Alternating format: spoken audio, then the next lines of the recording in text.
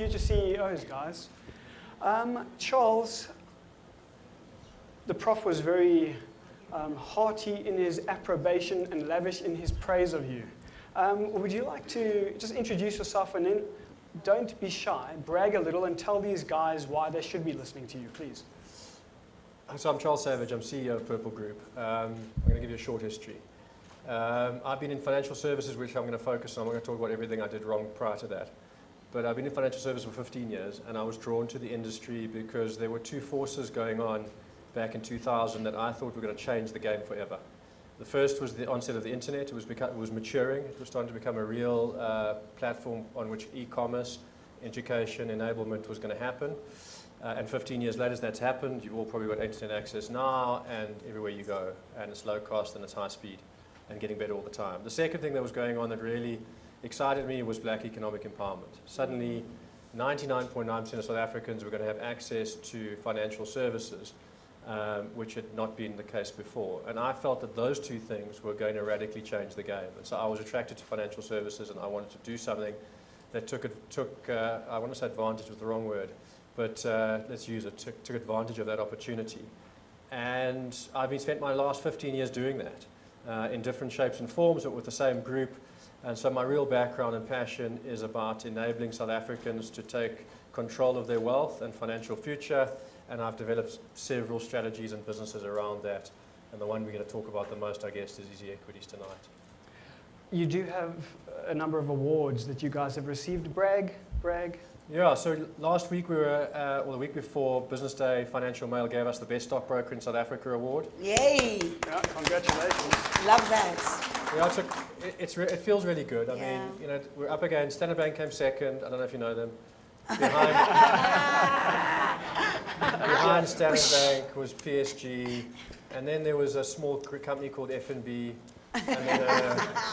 So we were up against the big heavyweights, and we're just a small organization. And prior to tonight, you've probably never heard of us. So we're very proud of that, and that journey started 6 years ago, funny enough. I was sitting with my marketing manager at the event. It was the launch of the event 6 years ago, and we weren't in the top 10. And I turned around to him. He's still with us on Mirror. I turned around and said, we're going to win this thing. And he fell off his chair laughing. I almost fired him for that. And 6 years later, we won it. So it was a crowning moment for us. But the award that I'm the most proud of, because in the stockbroking community, we're just competing with stockbrokers, is the one that Accenture gave us in February this year, which was for the most innovative business concept in South Africa across all industries. Very nice. That's amazing. Yep. That is incredible. Gosh. So that one's close to my heart because I like to think of myself as an innovator. And to be honest, what I saw at that show demonstrated that South Africans are incredibly innovative. We're doing really cool stuff. The problem is that our newspapers are full of all the rubbish that we're doing rather than the cool stuff. Sure. And so that award was it was much more special to me because there was incredible innovation going on, and for us to stand above the crowd was a very proud moment. Okay, very nice. Well, welcome to Future CEOs. We're really glad to have you. Let me just quickly thank our sponsors, and then, Hlubi, you're going to kick us off with the first question. Okay. So, guys, again, this is your event. You need to ask your questions, please. We are very fortunate that this event, let me say it this way, we are very fortunate that we have some sponsors who have enabled this. EasyEquities is one of them, so thank you, Charles. We appreciate it. Thank you.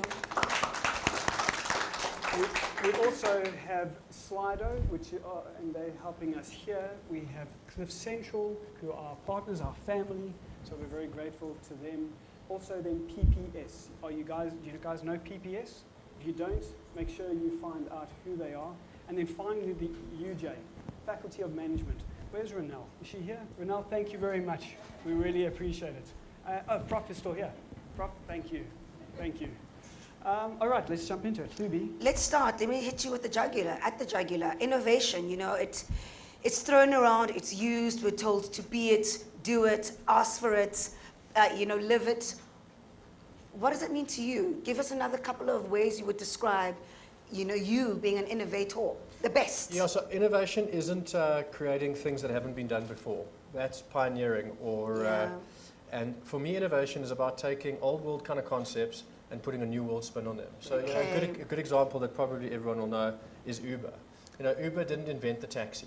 But it repackaged taxis, made them sexy, made them transparent, professional, and matched really cool technology with it. Yeah. And it's how they packaged all of that that created the innovation.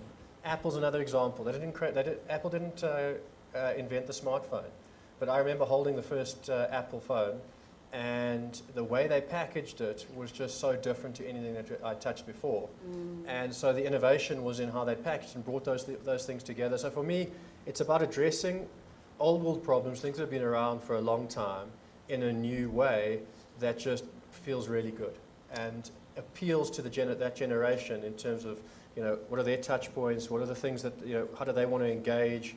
You wouldn't have created Uber if, the only way we could get it was by fax. Yeah. So for me, that's what innovation's about, repackaging old ideas in new ways so that they feel really good. How do you like that answer? I love it. Can I move on? Can I go on some more? Yeah. I'm interested. I love this guy. So Charles, okay, and you, Jay, you talk about travel a lot. You talk about being dynamic, country, continent. But we want to be global players, don't we? We want to be entrepreneurs who can be just as good as the rest of the world.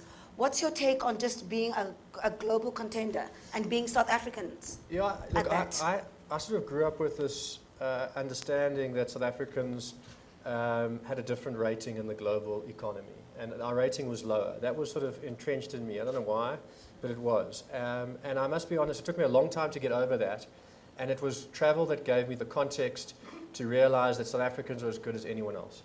In any sphere of business, in any sphere, whether it's medical, education, whatever, we can do things just as well as the rest of the world. In fact, we can do things better. And they're great examples of companies that we have globalized. SAB is the most relevant one right now. Biggest brewer in the world is trying to buy little SAB. So, I think what travel gave to me is the context to realize that as South Africans, we're as good as anyone else, and our opportunity is therefore not a South African opportunity, it's a global opportunity. And the faster that you start thinking globally about and having global aspirations, the quicker you'll start exercising your mind around the ideas and opportunities. And one thing that you mustn't discount is the local opportunity it's lekker, and there's lots of it. I don't want to say that people must focus entirely on the global opportunity. What's nice about South Africa is it's a great test bed. It's a great environment, low-cost environment to create a test bed for global ideas. But when you get it right, you must be brave enough to go and take it global. Sure. Did you hear the lesson? Of course, the lesson was put your backpacks on and go traveling. Yeah. Go traveling. How many of you guys have been out of the country? Only a handful. Okay, so let's get traveling. Yeah, I think I just want to pick up on that. There are lots of things that I've done in my career that I can say helped me along my way, but I can tell you now the one thing that gave me an edge was getting context. And context for me was... What do you mean by that? Yeah, so the education gives you context. It gives you reference points and understanding of all sorts of things. For me, the other thing that gives you context is researching and using the internet and reading a lot, which is just an extension of education. But the thing that really gave me that sort of context was traveling. Just to see the world through other people's lenses. Yes. And you can do that. It's also, you need to experience things not just the way that you would see them. You need to experience through the eyes of your children and people younger than you and older than you, your parents, your grandparents, and that's where you get context. Because if you look at the world through the same set of lenses the whole time, you have a limited vision of the opportunities. I see what you mean. Young kids taught me, my youngest kid is 6, she teaches me to look at the world with a fresh set of eyes every day. She's got no history and no references, and every day is a new day, and it's fun, it's filled with opportunity. And my older kids, who are the sort of generation, I don't know what you call them now, millennials, whatever. But they give me a different set of context, and traveling does that. And you've just got to step out of your comfort zone and stop seeing the world through your set of lenses, because we get very pigeonholed. Okay. So travel is incredibly important. It was the first time that I got real context. Was when I left university. Where did you go? The whole world. Oh, I spent 18 months. I wish I'd spent. That's one of my mistakes. I should have spent 10 years, but then maybe I wouldn't be here, or maybe I would. I guess maybe the follow-up question is how do you take 18 months off and just travel? Yeah, look, I was fortunate. I had a car which I sold at the time, and that gave me about 10,000 Rand 20 years ago. So that's quite a lot of money. Sure. And I know none of you thought I was that old. 20 years ago. And that set me off on the journey. That got me the round-the-world ticket, literally. And then I worked everywhere I went. So I cleaned toilets in Australia for 6 months. It wasn't a job I wanted to go back to. I carried cement bags in London from the bottom of a 50-story building to the top every day. Wow. Huh? And that's how you look like this after 20 years. And I did odd jobs. I sold books. I did everything. And again, that was part of the experience. All of my friends were going to London and trying to enter the job market to do the things that they wanted to end up doing. I had no idea what I wanted to end up doing, no idea. And I wasn't interested in doing anything that took myself too seriously. So I did the things that were easy to do, that didn't require me to think too much. But I promise you, they gave me incredible context. I saw the world from cleaning backpackers in Sydney to lugging cement bags in London, and then doing some higher profile jobs as well. But really gave me incredible context. I think, Hlubi, what I hear here, and I guess I'm concerned about it sometimes, is that too many people want these flashy things, all the stuff now, and they're not willing to put in a couple of hours, months, years, perhaps traveling, working, doing what you've described here. So, thank you for sharing that. Here, let me jump back onto the innovation thing, if I may. So, you're a CEO. In many organizations, when a CEO speaks, it takes a long time for that ship to turn. How do you lead an innovative organization? Well, what characteristics do you need as a CEO to be able to do that? Yeah, I'd say in my business, the key attack point for our business is innovation, and our key leverage point of innovation is speed. Sure. So we can move, we can do, if we were slow, everyone would end up doing the same things. Yes. Sure. So we can innovate because we're nimble and we can move fast. And the ingredient that our organization needs, and it's different to other organizations, is the ability for the CEO to accept and embrace failure. Okay. Because we're not going to spend, to be fast, you're not going to have 99% of the questions answered. You're going to get to a point where 80% of the questions are answered, and then your gut or intuition is going to lead you to the decision. So yeah, that's what we're going to do. So for me, I needed what I would put on my key skills is that I dominate the environment because I'm brave enough to make the decisions that others are waiting for the last 20%. And that gives the organization the confidence to follow. So those are, I'd say those are my key attributes. I'm prepared to fail. And I guess that's part of my upbringing. I didn't play A-team rugby before I played E's, B's, C's, and everything along the way. So it's the ability to lead an organization, the braveness to fail, and to take decisions on 80% of the information rather than the 100% that the Standard Banks and FNBs and all those guys are waiting for. Very nice. Exciting. Hlubi? You say, Charles, that you've obviously had your highs and your lows, which is a great thing. That's what we're always really trying to learn from as future CEOs. What mistakes were really bad for you that you made as a CEO, and you've bounced back and you've learned from it? And what can we learn from your mistake? My biggest mistake is that I wasn't prepared to fail more earlier. So, I started out my career, you trying to build your confidence or the trust from the organization, and so your ability to, you don't really want to fail amongst your peers, especially when you're climbing the ladder. And so I think the biggest mistake is that I waited a long time before I really was prepared to fail within my organization. And I haven't made any spectacular failures. I've had things that have got headlines, but all of them, for me, a failure is doing something that results in something that's negative, but they're not learning from that event. If you take the positives away from those failures, then it's not a failure. It's something not to do again, but you've taken the lessons, and it becomes part of your success story. And I just started doing that too late in my career. I guess I wasn't brave enough, or I was trying to impress the people around me too much.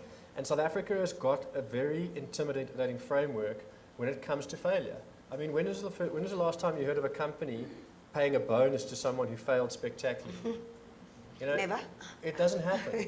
But if you walk into Silicon Valley and you're asking for money from a venture capitalist and you have not failed, you won't get it. So they're going to be asking you questions about what failures did you have, what lessons did you take from them, and how are you addressing that in this new business model. Whereas the South Africans, when you sit with a venture capitalist, They want to understand how you're going to create success, and the minute there is a blemish on your record, it becomes a blemish or an excuse for them not to invest. And the Americans are completely different about That's it. the global context you're talking about. Exactly. I mean, just the thought process. Yeah, and I don't know what it is. I guess we've wanted to hide our failures for a long time, and so we haven't created a culture that is prepared to accept or acknowledge our failures. And so we're just not going to repeat that stuff. We're not going to do it again. And it certainly hasn't come into our education system. Absolutely. You know, our education system doesn't embrace failure. It's sort of oxymoron. Why? How could it? But it could. There are ways for it to do it. And it's certainly the corporate culture, all of the corporate culture that I've known, only rewards success. You know what, and that's what I love about doing Future CEOs, because we really are at the time when entrepreneurship it's game on, you know, and it's these kind of thought process and actions and behaviors, you know, that's actually accepting failure for what it is, and it actually can be your route to your ultimate success, that we're bringing into not only our culture, but our belief system and our tradition and our South African culture, which is great. That's what the global mindset is all about. Yeah, I mean, I think the first part of my career in financial services, 2000 to 2007, everything went up, and a rising tide lifts all boats. But everything we did, we opened up offices on 5 continents. We were young, we were 25 at the time, and we eventually got bought out by a Purple Group listed company. The success that we created in that 7-year period gave us an Icarus complex. We thought What is that? We flew very close to the sun. Remember, Icarus put the wings on, so he's going to Sorry, fly, and then I'm also learning. the wax Okay. melted. the wax melted. Okay, and I'm learning. fell to ground. Okay. He didn't survive that experience, though. But the point was that we rose really fast. We became products of that success, and we thought that we were infallible. And I can tell you now that in that 7-year period, I learned nothing. But 2008 happened, financial crisis. We went from owning businesses in 5 continents to only owning a South African business. That unwound. I was elected CEO in November 2007, 21st November 2007. On Valentine's Day, 14th of February, I'll never forget it because my wife sat in the restaurant and I sat on the pavement. 14th of February 2008, which shut down 4 of our offices. And that was my introduction to CEO. Sure. And in that period of time and the subsequent sort of 18 months after, I learned everything. Sure. And it was in understanding and evaluating our failure and ensuring that we would never repeat the mistakes of the past that we created our success. And it was, had we just experienced success, there's no ways I'd be where I am today, no ways. Are there 3 maybe fundamental questions that we could ask when addressing failure or assessing failure? What should we be asking ourselves? Yeah, look, fundamentally why? What was it? Was it an understanding of, was the product right, or was the technology wrong, don't ask yourself, ask your customers or your consumers, the people that you're engaging with. There we go. Because I think a lot of the time we do something, it fails, and then we evaluate and say, well, we failed because of. You need to understand intrinsically from the people that you were targeting why. And then they'll tell you what was wrong with the product. So I think you spend more time understanding your failures from the people that you were trying to target, rather than trying to engross yourself and try to understand what went wrong. And I don't think there's much more to it than that. It's write them down, tattoo them if you have to onto your body so that you don't forget them, because it's easy to fall into that trap. Now, I'm never going to do it again. And you do it again. I mean, I see it with my son. Fails a maths test, never going to do that again. Fails the next maths test. But he's never evaluating his failure. He's never sitting down going, okay, so which questions did I get wrong? Let me understand how I got them wrong. Let me address the question. He's just celebrating the ones he got right. And things. It's that kind of culture. You need to really understand the things that you got wrong, and make sure that you address them in your next venture. Your son's an easy target, I think. He is, yeah. But I guess it's also something we can all relate to. The fact is, I think many of us, when you were speaking, would have said, well, maybe when he evaluates what he got wrong, maybe it means he doesn't understand the formula. But it's bigger than that. Maybe he's getting questions wrong at the end of the paper. Yeah. It's because he's tired, fatigued, these kind of things. So we have to think beyond just the obvious obvious elements here. Should we jump into some questions from, Yes, from our yes, audience here? yes. First, let's very quickly, Razan, where are you, Razan? Razan, your question seems to have been answered. You asked, which characteristics make you a great leader? And I think we've covered quite a lot there. Are you happy? Yep. All right. Anonymous, where are you? Yes, it's a Nice joke. one. Yes, it's a joke. Okay, it's a bit of, there's two anonymous here. Let's go with the shorter question. Let's try to keep them short. What motivates you to keep doing what you do? What inspires you to keep going forward? Because life does get tough, especially, it seems, at your level. Yeah, look, you've got to find your passion, and that's such a cliche, so I don't like using it. But you do have to find something that gets you out of bed that isn't the money that the company pays you. I mean, you have to. The money is, you can't deny it. Money's going to be a big motivating factor in your lives, and if you're denying that, then you must enter something like archaeology or something. But it's you need, if money will be a motivator, but money runs out, and it is a commodity that is easily replaced. So people will headhunt you, and you'll have lots of opportunities. I see this with the youth a lot because we hire a lot of them. What happens? They come in, get a salary from us. 6 months later, they now have experience, and they're moving jobs, and they're chasing the salary increase rather than trying to find the passion, the thing that's going to get them out of bed that isn't the salary. And you'll find that if you find your passion, and it's a big word, and as I said, it's overutilized, but if you find your passion, that's what will bring you to the workplace, but that's also what will allow you to excel, because the work hours become irrelevant. I mean, I don't come to work. I come to work so that I can lead a team. My work is done mostly outside of business hours. The time that I spend thinking about the business, evaluating how we're doing, thinking about new innovations or new products and services, whatever it is, I love that. is probably from the time I put my head on the pillow to the sleep I don't get. That's when I actually do my work. What I do when I go to the organization is be seen and lead. And that's not my work. So you've got to find a job that literally you start thinking about and don't stop thinking about when your head hits the pillow. And that's, for me, and it's, everyone, you can't define what your passion is. You've got to find it. I didn't know at your age, I wouldn't have even sat in an audience like you are, so you're one step ahead of me. I would have been watching the rugby. But you have to find something that gets you out of bed that isn't the money. And so you've got to ask yourself, if they didn't pay me, would I still arrive at work? And if you find that, I promise you now, you will excel in that environment, and the salary will follow. Because you will be your organization will recognize that passion and reward you for it. What do you think? It's up to you. What's the next question? What's the next question?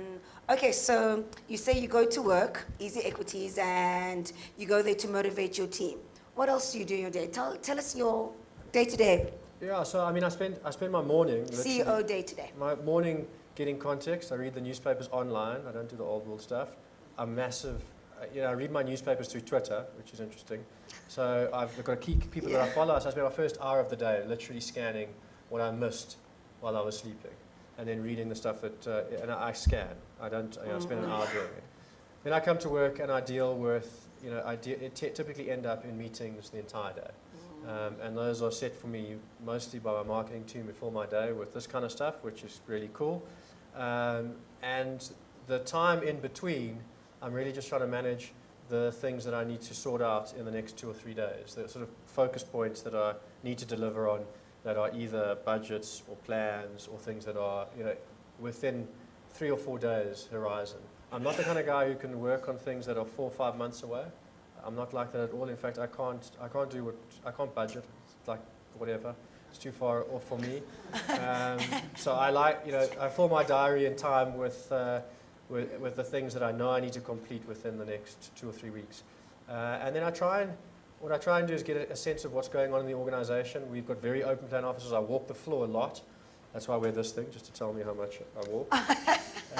But I walk the floor.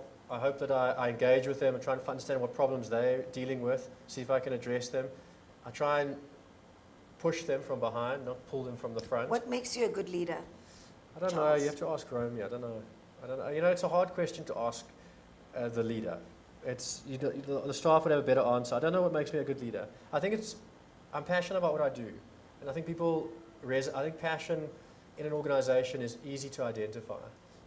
So if people believe you believe in it, that's inspiring for them. And I promise you, I've run businesses where I had no passion or been involved in a business. I was at Health and Racket, my first job. I was going to be an accountant. Thank God I didn't.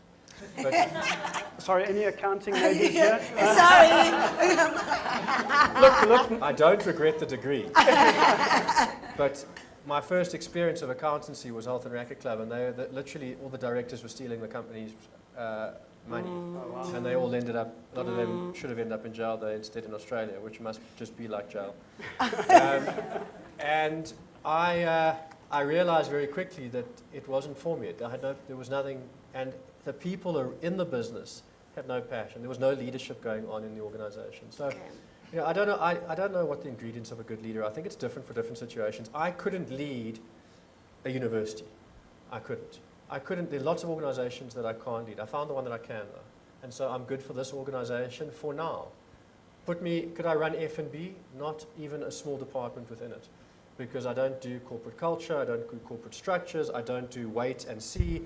I like small, nimble, fast, fail, succeed. And that doesn't work in lots of organizations. Yeah. So, you know, could I manage 30,000 employees? Very poorly. So, you know, it's different organizations, different. And I think my key attribute is just the ability that I'm not scared to fail anymore. And I've got enough passion that other people believe, look, he might be right on this one. So I think what we do need to explore with you a little bit is how you came to know these things about you. But before we do that, so tomorrow we are having a discussion on our show around high potentials versus high professionals, and the difference between the two. Because some people are meant to be high-performing accountants, and it's what they love. But then some people are, quite frankly, high potentials who are going to lead organizations, perhaps yourself. Great. So how do you know whether you're a high potential or a high professional? And, Sure. and of course, we're not talking about taking narcotics and ingesting something to become high. Yeah. Right. But that's the question. High potential versus high professional. And of course, we'll get some more insight tomorrow. But your thoughts around that? Nice. Yeah, I haven't really thought about it. I mean, it's my sort of instinct led me to it. I don't really know. I'm trying to think of something that really, why not high professional? I think instinct is such a great basis for a high potential person. Yeah, it is. I mean, I You don't know know? if you've read Blink, which is Malcolm Gladwell. He writes a whole lot of stuff. Some of his stuff is really good. But Blink, I like Blink, and I like the fact that he wrote it because it gave me an excuse to say that's the reason we're not going to wait too much time to make decisions. But Blink talks about instinct, really. Talks about the fact, and instinct comes from experience, and gut feel comes from, is the same kind of thing. So you can't lead using Blink without that instinct, without that experience. So I have a lot of staff who I try and say to them, you know, you need to start developing your instinct, and they think they must just make decisions yes or no based on what they know. It's not that. You need to, if you don't have the context or the relevant experience, then you must go and find it. You must go and read about it or research it. But as you grow up in an organization, you developed an instinct, and you must trust it. And that's what Blink teaches you, is to trust that instinct. When something feels right, it feels right. When you're having fun, there's a good reason why you're having fun. Keep doing that kind of stuff. And if you feel something is Not going off kilter, absolutely. then deal with it and use your instinct. But it doesn't answer your question at all. And I don't know what separates the high professionals from the high what? Potentials. I don't know what it is. I think you have partly answered the question. Maybe the rest of the answer lies in the next question, which is, how do you know what you like? How do you know where you should be within an organization? Because everything that you're talking about, whether you enjoy something or not, whether you are interested in something or not, we're talking about within a structure. We're talking about within an organization. We're not just talking about willy-nilly everywhere, right? Yeah. So then to that question, how do you know what you like? And I guess the easy answer is you just try everything. Is that No, I don't think so. I think you don't know what you like the day you step into the role. My first 4 months of CEO, if I had evaluated on that, that would have been the end of it.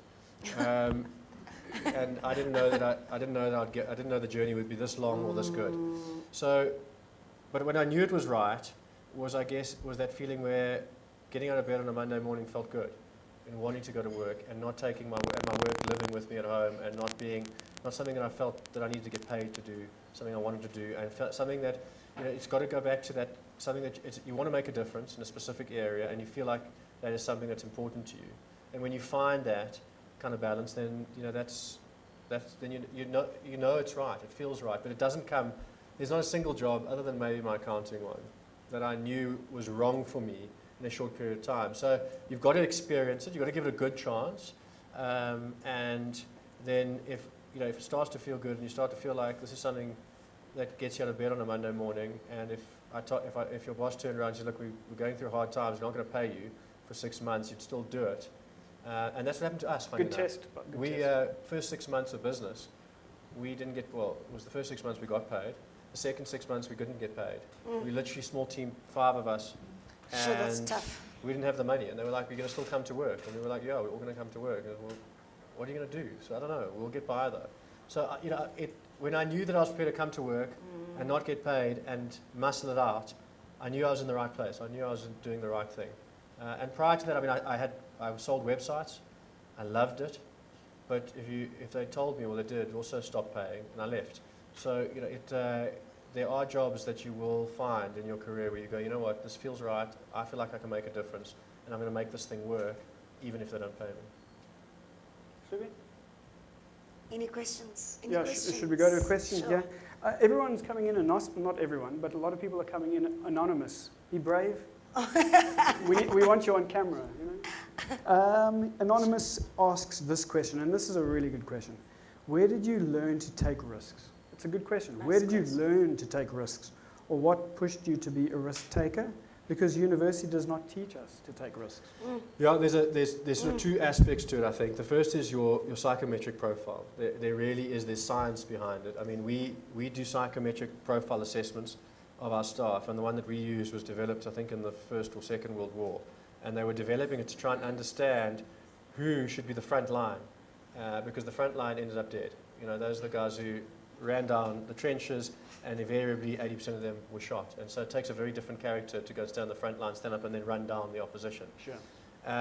And that's been developed, obviously, into corporate culture to identify the key attributes of the risk takers. And so what they call D is high risk kind of guys. And so I've got it in my DNA, I guess. And I think that DNA comes from the way I was brought up. My father was a risk taker, and went from boom to bust to boom to bust to boom to bust, and ended somewhere in the middle. And that was sort of just the way I grew up, and so it was sort of intrinsic in the way that it seemed like that's what you do. And he owned horses, and I own horses, and there's lots of things in the way that I was growing up that would give me an appetite for risk. But the other side of it is, I don't believe that your DNA defines your future. So, a good example of that is I hear this, that I'm not a salesman, and I'm not born a salesman. I've got a brother whose DNA is exactly like mine. And everyone used to say to me when we were growing up, your brother is a born salesman. He is going to revolutionize the sales. You could sell ice to Eskimos. And they would then, what they were saying to me is, you're useless, you can't sell. And I can tell you now that I'll sell him any day. And the difference is that I understood that it wasn't a natural capability of mine. And so I invested a lot of time and effort in addressing that weakness. Love that. Where he relied on it as a natural ability and said, well, that natural ability is going to get me by. And unfortunately, natural ability doesn't get you by. It gets you somewhere. It gives you an entry point, but it doesn't get you to the top. Absolutely. And so, some part of it is your DNA. The other part of it is you've got to develop it. And developing risk-taking you can learn it, and you can train anyone to take risk. So, I'm lucky it is in my DNA, but it's not something I've rested on, because my capacity to take risk has grown, and even though that would seem risky to everyone else, it's much less risk than I was taking 10 years ago, because I have a greater understanding of what I'm doing. I've got more context, I've got more instinct, I've got more blink. And so, other people would look at me and, oh, come on, he's making decisions from the seat of his pants. Rubbish, I've been doing this for 15 years. I know what I'm doing. I guess That's risk for one person is not risk for another. And you used a magical word, which is context. Context and information really mitigate risk, don't they? And then, so one's person's and risk the word is is another. So badly used. What it's do you like mean? risk it's a negative word. Sure. It's not a positive word.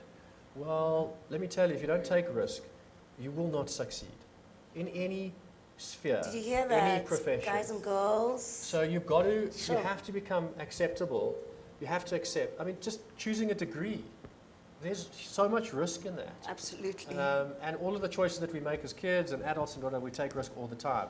But we don't sell those decisions as risky. You know, so we missell risk. And it's a word I'd like to see eliminated from the English dictionary because it really is misrepresented.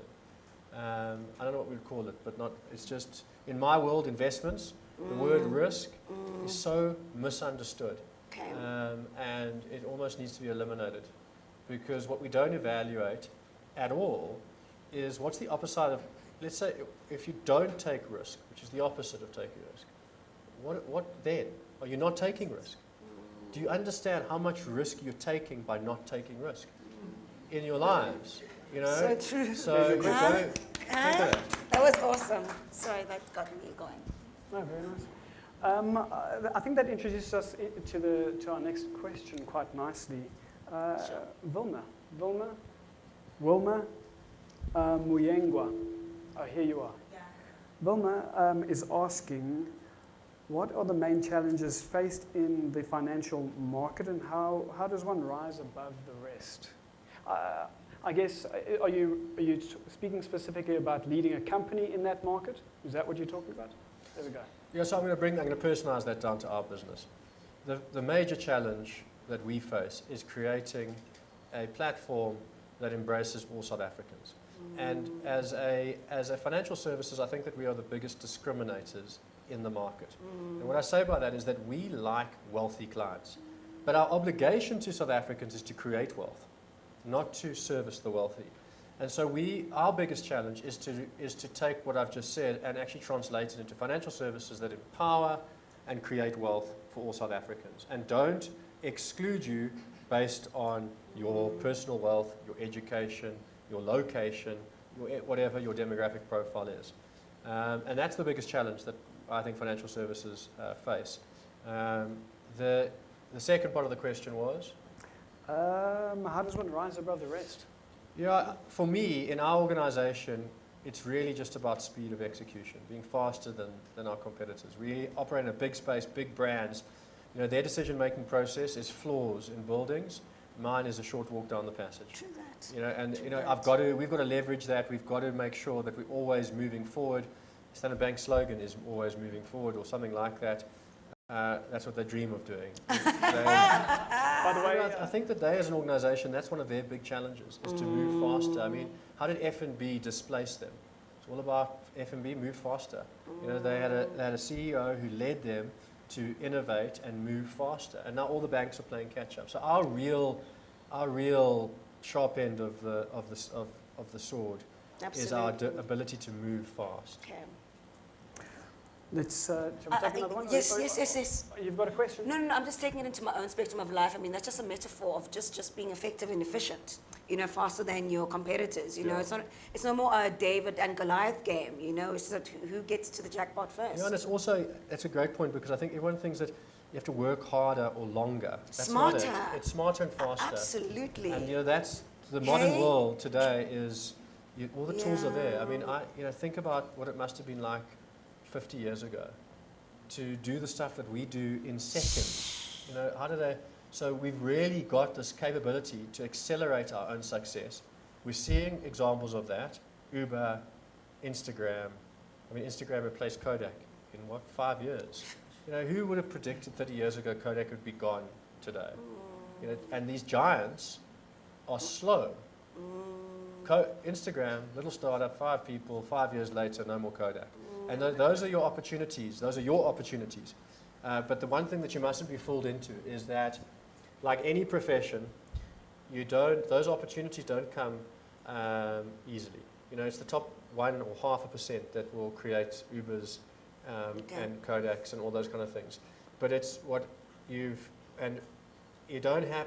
The key thing that I think that drives those Ubers and Kodak Instagram kind of moments is that if you look at the individuals around them it's not like they arrived in the job and it was their first experience. Okay. Those guys have got real context. They've moved really fast. They've tried lots of different things. Okay. And they've taken those lessons and just moved them in where others would have taken 10, 20 decades to have those experiences, me 15 years. They've compressed those experiences 2, 3 years by working smart and fast and trying things all the time and accelerating their own development. And that's why that's why Uber is what it is today. And it's, the modern world isn't about doing everything yourself either. Uber wouldn't work without Google. Yeah. It wouldn't be. Imagine if they had to recreate Google Maps. Yeah. And it's a huge component of Uber, but we don't think about it like that. And I think that's also the old world kind of way, is that if we're going to create something, we create it, we make it, it's ours. And that's actually how my competitors think. They must own everything, they must build everything so that they own everything. And the way we think is, who's doing stuff that's really cool that can empower us and make us look smarter, and then we'll do the stuff that they can't do. And we fill in the gaps. That's what Instagram did, that's what Uber's done, that's what Facebook's done, that's all of them have done. They haven't, those businesses are collaboration. Collaboration. They're not, we build it, we own it, we protect it. My favorite word of all time, collaboration. Yeah. I guess it goes back to your initial statement on what innovation really is. Here's another question. Razan's asking lots of questions, which is really, really good. Education versus experience. Which has more value, or is it equal? Yeah, that's a great Equal. question. Sure. Who asked that? Okay, so I'm going to turn it back on you. What do you think? Well, I'm an academic. I'm an academic type of person. So for me, education is always like I feel knowledge empowers me. But I know a lot of successful people that didn't necessarily study something very impressive, but through experience are today very successful. So I don't know. I'm a bit conflicted about that. Yeah, you should be. Because I'm as well. But I mean, I value my education. Somebody asked me the other day, can you put a value on your education? And I went to Saks Junior, and I went to Studians High, and I went to UCT, which is that other big institution that I don't count in Cape Town. But somebody asked me that question, Charles, experience or education? Because I've sort of got the same, I've been in those worlds for the same amount of time, almost. And my weighting is experience, but you couldn't do it without the education. So I've got friends who studied too long, who spent, and one of my regrets is I didn't spend enough time. I should have failed a few subjects, a few more, and spent a bit longer. But that was selfish because I wanted to draw harder. But there's a balance that you need to get to. And I think sometimes you spend too much time, too much education, and then you need to get the experience. The key thing, though, is that education never stops, because that hunger and desire to understand and to consume must remain. So there is a level. I mean, the answer is you must get educated. In this country, all of you won't understand this yet, but we hire. I can tell you now, the bar is so high. I mean, if I was entering the job market now, I'd have no chance. I've got a gewone BCom, that's it. And I'd have no chance, and I think that's very sad that I'd have no chance with a BCom. But that would have forced me into experience. And I look at my son, and I'm battling with this as well. He's not much of an academic, and I don't know whether I haven't worked out whether that's brain or laziness, but I wonder whether I should set him on an experiential path and say, listen, school's enough, and why don't I invest in entrepreneurship for you? Why don't you think about some business ideas, and let me invest some money in you so that you get the experience really early, so the time that your peers, 25, exit university, all academic up, you've got all the experience in the world. So it's different for different people, but experience is, I think universities have to think about that. I think that the university of the future is much more experiential. The university of the future has to bring these two worlds together much better. And maybe that's exactly what a forum like this tries to enable. But I would never, ever, best times of my life, wildest times of my life were at university. I'd never replaced them, but there was a time for it to stop. If I'd done any more, I would have wasted time. So you've got to get that balance right. It's easy to spend too much time doing it. Experience those, it's a commodity that you're running out of time on. So you can always educate yourself. You can always find the time if you're passionate about it. But experience is a commodity you can't, you've been doing it. You can't replace. Very nice. That's a great answer. You know what I heard Sure. come out here was the word knowledge. But doesn't experience build knowledge? Yeah. It's just a different, maybe, type Well, of experience is knowledge. education, right? I mean, we've separated those two topics because we're talking about education within an institutional environment, but experience is a different form of education. So it is about knowledge, and again, the way that I build my knowledge and understanding of what's going around me is I look at the obvious success stories, where are organizations, individuals, creating extraordinary success, and what are the attributes that I identify with them that I created that success, and can I copy them? And so, one of the questions I saw, which you sent me, which I'd never evaluated in my life, was like, who are your mentors?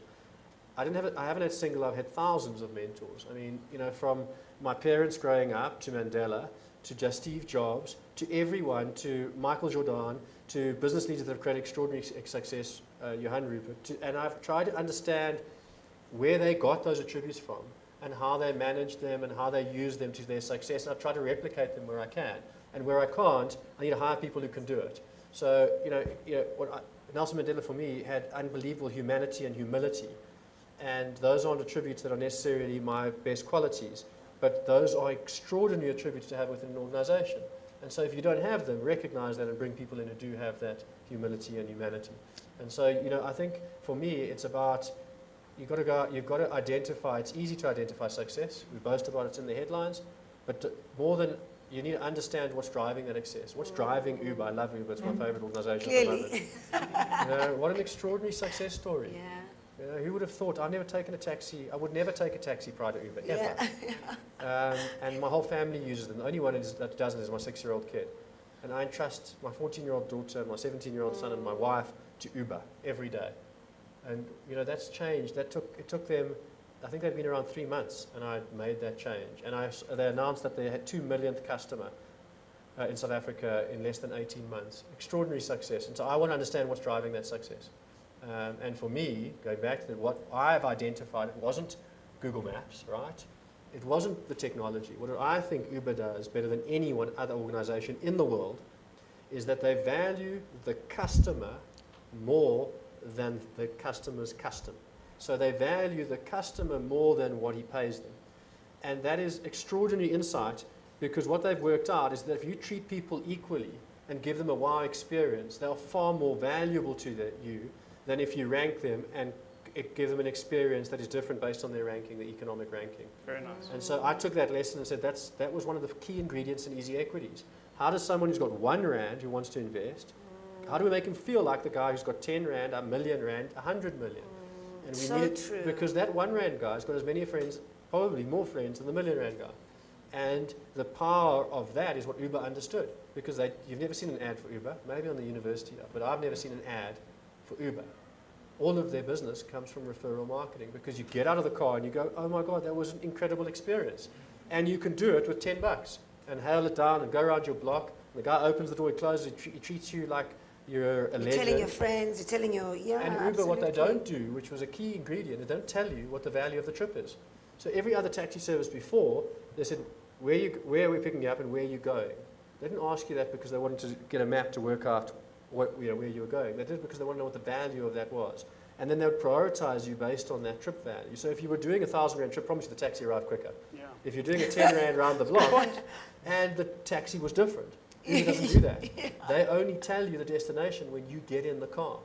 And that guy's already greeted you. It's a professional experience and all that kind of stuff. So I love Uber, and I think more businesses can learn from recognizing the value of a customer again rather than the value of his custom. I also like the fact that, Charles, you said we don't necessarily have to have 1, 2, or 3 mentors, thousands of mentors, because they can attach to different facets of your personality and different facets of your career kind of wants and needs and ambitions, and that's very cool. Yeah, I had a professional mentor. Yeah. I won't mention his name because it's just the single thing that he taught me is that he wasn't capable of teaching me what I needed to know. He's one guy, man. You can't attach yourself to a single person and say, well, I want to be just like him. That's so true. Steve Jobs was brilliant for a whole lot of attributes. He was absolutely dreadful. There are things that I would not want to replicate about Steve Jobs. So you've got to take pieces from lots of people, and where you can't replicate them because your DNA doesn't doesn't stack up. We're not supercomputers. We can't just do what everyone else does. You must surround you. If those are important attributes of your business, then make sure you get people who could do that stuff that you can't. What's also very important about Steve Jobs that a lot of people don't realize, they see him as this enigmatic figure. And he had mentors. He was surrounded by people in the background, and then also people that didn't have the skills that he had. Well, he didn't have the skills that they had. Yeah. So his biggest, I think his biggest attribute was his failure. I mean, Apple was a spectacular failure. I mean, you guys are all too young to know how bad it was. I mean, he put out hundreds and hundreds of products that failed. And if you put yourself in his shoes, and he was huge, I mean, he was fired from Apple. You put himself in his shoes and you go, well, after the sort of 50th failure, you don't think he would have said, well, that's not for me, I'm out of here.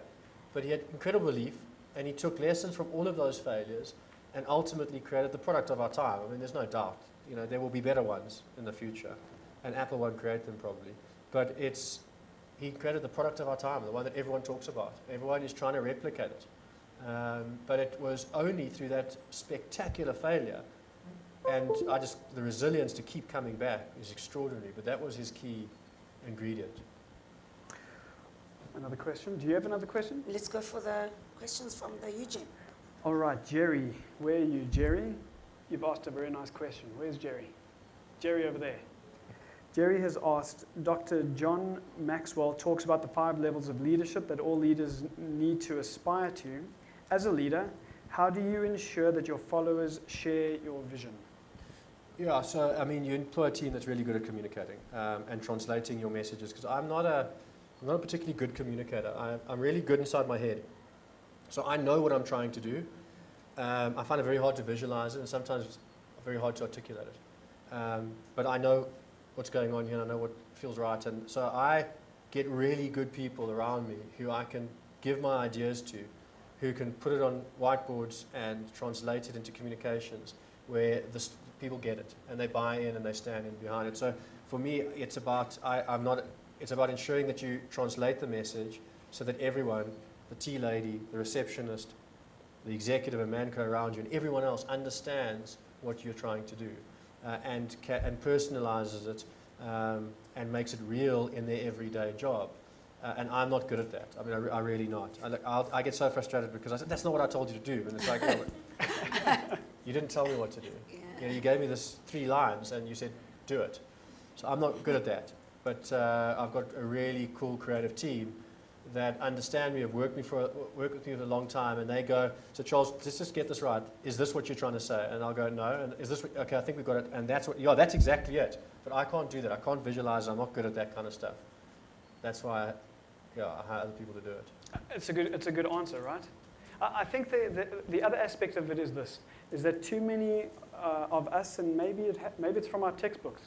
I was also in university and studied this stuff, and it didn't tell me this, but there's, and maybe it was in a different subject, but it's that marketing is a function that happens, it's communication to consumer, but then also there's internal marketing, and you must be able to do that.